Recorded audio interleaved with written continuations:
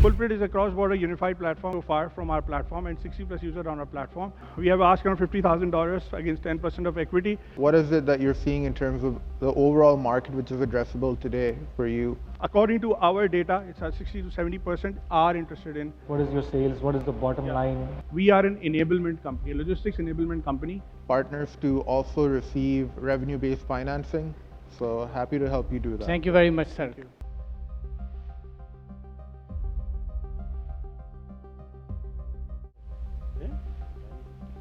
Assalamu alaikum everyone. Walaikum salam.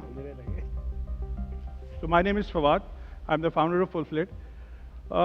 E-commerce की जब आप बात करते हैं तो SMEs के लिए बहुत बड़े challenges होते हैं when they talk about exports. उनके लिए सबसे बड़ा challenge होता है shipping cost, जो कि आप shipping cost जो है product cost से भी ज़्यादा होती है.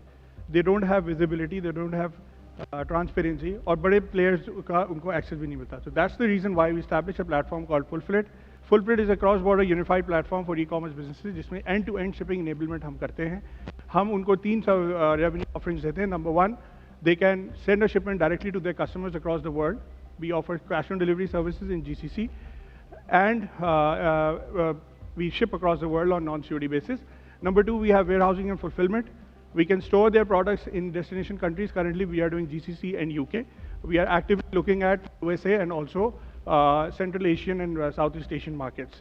And the third one is bulk shipping. अगर उन्होंने दुनिया में कहीं भी अपना bulk माल किसी भी warehouse में पहुंचवाना है, so that's also one thing that we do. How it works? You just simply get on our platform, you register, and you start shipping within minutes. आपने जाके अपना email address, अपनी website, अपनी details डालनी है, we'll verify it, and you start shipping. All the options are available on the platform. You have analytics on your orders. You have details on where your orders are, tracking numbers, 3PL partners, where your order is stored, inventory management. Everything is there on a single platform. Moving on to the market, we see Pakistan and MENA market as a whole in the next 5 years. And our obtainable market is around $22.5 million, targeting 5,000 sellers in the next 5 years. And we expect our vision is to be recognized as a platform जिसके अंदर कोई भी अगर SME e-commerce business इस region के अंदर export करना चाहता है, so they just come on our platform and start shipping internationally. So moving on, we've had $30,000 of revenue so far. We've been in business for the past 10 months, and 850 plus orders have been fulfilled so far from our platform, and 60 plus users on our platform who are registered, although we have a low active rate because obviously we fixed a few things and now we are going towards the positive sign. Moving on, why us? We have a quick delivery time. For example, for UAE orders, we deliver the next day. We have visibility end-to-end right from the doorstep of the seller to the doorstep of their customer, and a team which has a combined experience of 40 plus years in the industry. All three of us work together in a company called Trax, where I used to head international business, and I've been in the industry for the past 15 years, and in the past 6 years, I have had experience in the international logistics industry. Moving on,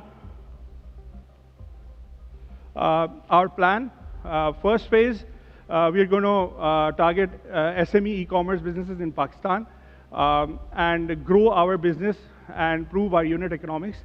The second phase, we're going to be targeting the sellers in the region, the Middle East region as a whole. Now we're also looking at Southeast Asian region, but primarily Middle East is what we are looking at.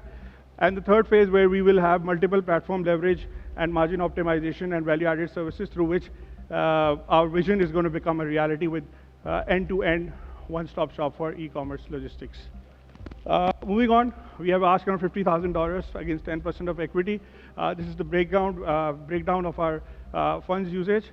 It's basically a foundation for us to set for a bigger round and build a structure of a venture which has a global potential, starting from the Pakistan region, then the MENA region, and then across the world. That's all from my side. Thank you so much. I welcome any questions that there are. Yes. Can you tell me, when it comes to your customer, what is it? So you're talking about effectively a 30% savings on effectively their fulfillment costs. Yep. You're talking about a 20% contribution margin at maturity for you within the next 3 years. Yep. So that kind of leads us to think that generally there's a 50% Yeah. kind of differential in the market Yes. between what an average SME gets and what like a in-source corporate kind of gets. Absolutely, that's absolutely Correct? correct. Okay. So I'll give you an example. If anybody wants to send a parcel through DHL from Karachi to Dubai, for example, they would cost them 5,000, 6,000 rupees. Even today, it's around 7,000 at best. If they go to, for example, if an SME goes to a DHL shop. But if they come with us, first of all, number one, what will happen is we'll start with them with direct shipping. Our direct shipping 0.5, 1 kg cost is 4,000 rupees. But if they have volume, or even if they don't have volume, they want to store the inventory in the UAE, we charge 25 AED per order and next day delivery. So that's how, and on that, obviously, contribution margin of 20% is absolutely fine, because for direct shipping, our contribution margin is around 10 to 11%, and for warehousing and fulfillment, which is our flagship offering, because we say that that's the long-term growth potential for SME e-commerce, that's around 30% contribution margin for us. Okay. And then so if you were to think about the percentage of sellers in Pakistan that would be looking to effectively do cross-border shipping, what is it that you're seeing in terms of the overall market which is addressable today for you that do want to do that cross-border? So we have had an outreach of around 1,000 plus sellers so far. We've reached out to 1,000 plus sellers. There has been only a few chunk of them who said we don't want to do cross-border, primarily because they're importing the products from abroad and selling it in Pakistan. So I think around 60 to 70% of them have showed interest. They say, okay, we are planning to do it, but they say that we will do it in a later stage. But according to my experience, I realized that obviously the dollar income that comes in from a cross-border shipping order for an e-commerce store is much bigger than what they sell in Pakistan. So I would say, according to our data, it's 60 to 70% are interested in cross-border shipping. How would you bridge the gap between interest and capacity? So if you were to say 60% are interested, how many are effectively capable in your view? My analysis is there are 70,000 plus sellers who could do cross-border shipping in the next 5 years. A lot of awareness needs to be done. A lot of marketing needs to be done. A lot of sessions need to happen, which obviously we are planning. A lot of platforms are there, Pakistan E-Commerce Association and the NICs and different platforms, Meta, and even on the provincial level, there are organizations which are encouraging exports. And we're also trying to work around the financial problem that they have. You know, they don't have the money to make the stock. So that's another thing that we're looking at, but it's a very, very initial. But I think there's a lot of awareness. Our sales cycle is a little longer because people need to understand what product they need to sell, because they need to be successful as well, right? You know, you just can't market and out of the book just say, okay, this is my product, I'll sell it abroad. But they need to do the research, and we are helping them even with the business development side, with marketing as well. So it's a long journey, but I believe that once we get the hang of it, we have planned around 3,500 orders for the end of this year. Once we get to that level, then obviously a lot of interest will automatically come in with the word of mouth. Okay. And then, so my final question would be, what is the biggest issue when it comes to, so I would understand that you guys offer cash-on-delivery services, Yep. you offer non-COD services. So for a seller in Pakistan, right, the way you make money effectively in drop shipping or e-commerce is effectively what your inventory turnover looks like. Absolutely. Because it's a high capex, Yep. because it's a high working capital model, right?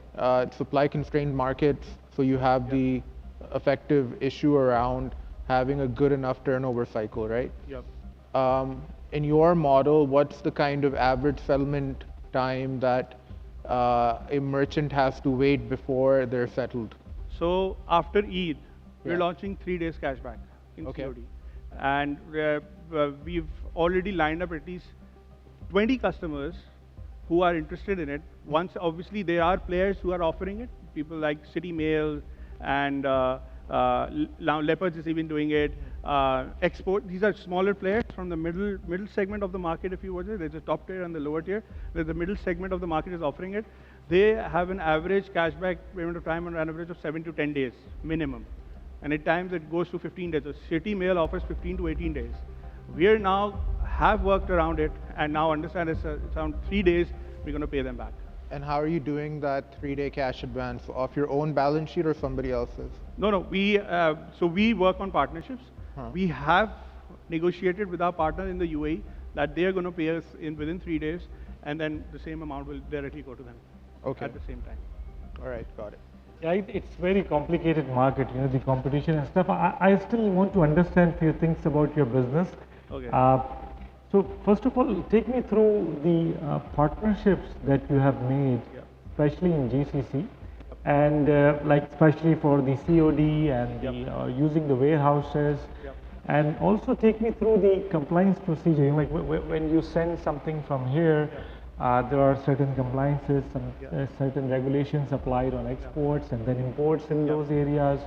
There is perishable goods, non-perishable goods, things like that, and how you handle that, and who will be responsible in other area, especially the GCC market. And then take me through the proof of concepts if you are already doing it. And if you're already doing it and you are generating revenue, take us through your numbers a little bit, like what is your sales, what is the bottom line, please? Yeah, when we started off, we partnered with a company where the VC space noted very well called Zambil.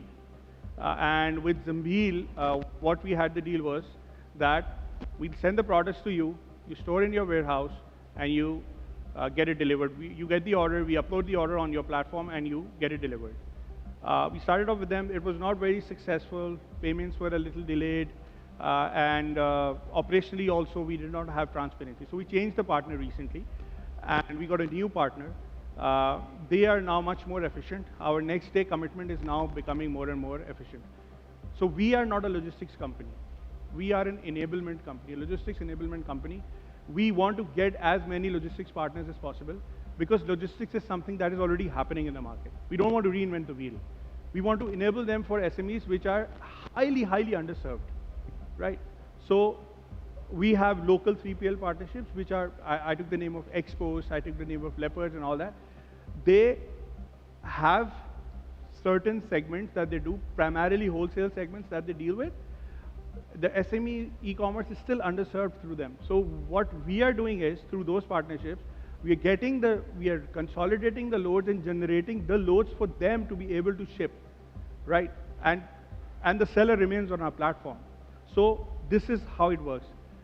Your second question was? Certification, handling the... Yeah, compliance. So we recently did a consignment, a big consignment for a startup. They had the product of olive oil. And our philosophy revolves around legitimate, compliant shipping methodologies.